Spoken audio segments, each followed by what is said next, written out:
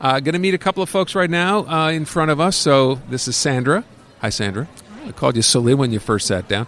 And this is your son, Noah. Yes. So, Noah, you're 15 years old, and you're a pretty big guy.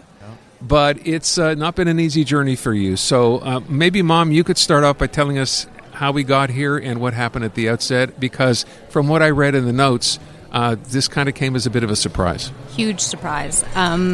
So last spring, Noah was feeling a little bit unwell. He was sort of nauseous. He was throwing up a few times a week. So as a result, he was sort of, his appetite was decreased. He was losing weight. He was low energy. So we took him to the pediatrician. Pediatrician thought maybe it was anxiety. He said, come back in a couple of weeks. A few weeks later, we went back. He said, oh, well, he's growing really fast. It could just be something with growing pains. Come back in a couple of weeks. And finally, after 3 visits, he said, okay, we need to send him for blood tests. This has been going on for too long. And so he did the blood tests, and later that day we got a phone call from the lab which told us you need to get him to the emergency immediately. And by midnight that night, we knew that it was likely leukemia. You know, when you got that call saying you need to get him to emergency right now, did they tell you what they'd suspected or just said go and deal with this now? And my husband got the call, and he basically just said, there's something wrong with his blood. You need to take him now. Okay. At that point, you end up here at the Children's. How long ago are we talking about now? This was last May 28th, okay. So just over a year. So what's gone on over the course of that year? Noah spent 4.5 months being treated for leukemia. He did 4 rounds of chemotherapy, and he's been back at school since late October. How do you feel now? I feel great. I would tell you, and again, I know I've said this to some people who are here after their kids have been treated, you look fine.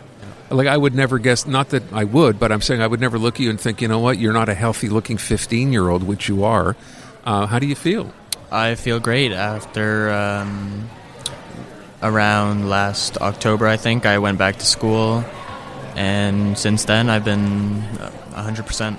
That's great. And what has to, I mean, going forward, this is not a battle that's necessarily over. Absolutely. What's the sort of schedule? What's the prognosis as you move forward through this? I mean, his prognosis is very good. He was very respondent to treatment because he has favorable genetics. And the chance of recurrence is also fairly good. I mean, fairly low. So his prognosis is good. He's seen every 4 weeks here. And eventually, I guess that'll be more spaced out. Right. But for now, yeah, monthly, and everything's good. How are you dealing with that? I mean, you have to come back here still. You have to get checked. You sort of wrap your head around the fact that this is going to be the way it is for a little while? Yeah, it's been going on for a little while now. I've gotten used to it.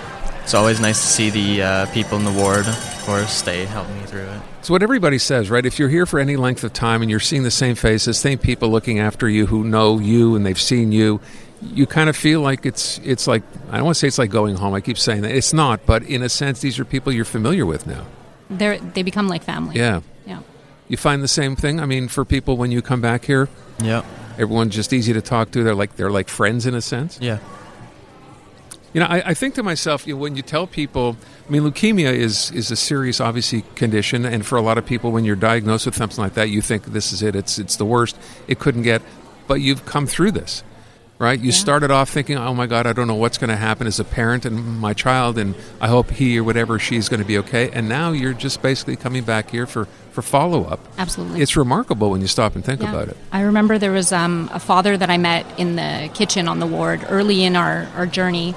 And he said to me, they were going home at the end of the month, and they had been here since February, and he said, we were fortunate in our misfortune. And I just remember thinking, I hope at the end of this that we can say the same thing. And it was always in the back of my mind throughout the entire duration of his stay, and we were really, really fortunate in our misfortune. This is an amazing place, isn't it? Children's Hospital.